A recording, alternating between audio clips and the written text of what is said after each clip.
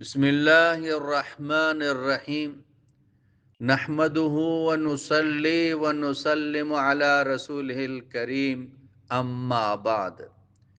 میرے عزیز بھائیو، ہم سب اس دنیا میں چند دن کے مہمان ہیں۔ ہماری زندگی کا اصل مقصد اللہ کی رضا، نبی کریم سرور دو عالم صلی اللہ علیہ وسلم کی اطاعت اور دین اسلام پر مضبوطی سے قائم رہنا ہے۔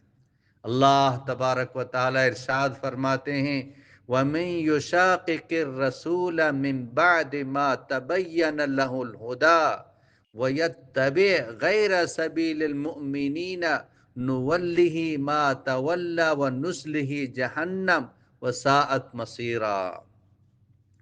جو رسول کی مخالفت کرے، ہدایت واضح ہو جانے کے بعد اور مومنوں کے راستے کے علاوہ کسی اور راہ پر چلے، ہم اسے اسی طرف پھیر دیتے ہیں جدھر وہ گیا اور جہنم میں داخل کرتے ہیں، اور وہ برا انجام ہے۔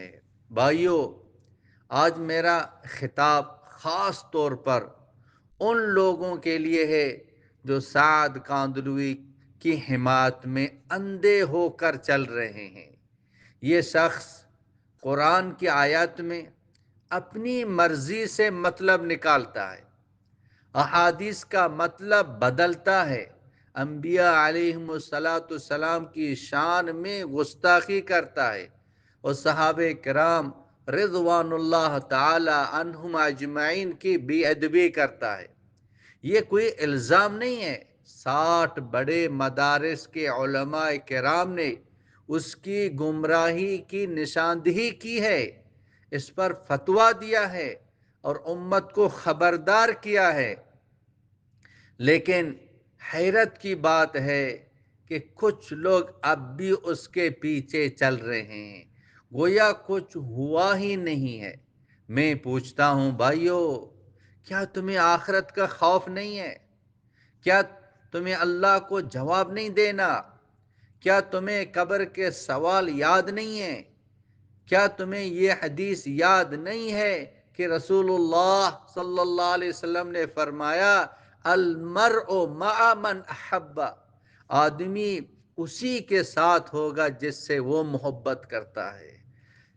کل قیامت کے دن اگر تمہارا نام ان لوگوں کے ساتھ لکھ دیا گیا جنہوں نے انبیاء کی گستاخی کی، صحابہ پر زبان درازی کی، تو بتاؤ تمہارا انجام کیا ہوگا؟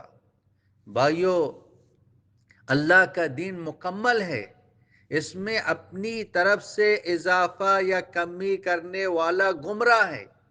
جو شخص اللہ کے دشمن کا ساتھ دیتا ہے وہ دراصل اپنے ایمان کو خطرے میں ڈال رہا ہے۔ میں ہاتھ جوڑ کر دل سے فریاد کر کے کہتا ہوں، اگر واقعی سعد کاندلوی تمہارا بھائی ہے، دوست ہے، تو اس کو سمجھاؤ، اس کو حق کی طرف لاؤ، اس کو توبہ کراؤ۔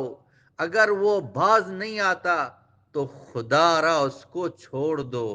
یہ کوئی چھوٹا مسئلہ نہیں، یہ تمہارے ایمان اور آخرت کا سوال ہے۔ دنیا کی محبت میں اپنی جنت مت بیچو۔ اللہ تعالی ہم سب کو حق مان کر اس پر چلنے کی، باطل کو باطل سمجھ کر اس پر دور رہنے کی توفیق عطا فرمائے۔ آمین یا رب العالمین۔ وآخر دعوانا ان الحمد للہ رب العالمین۔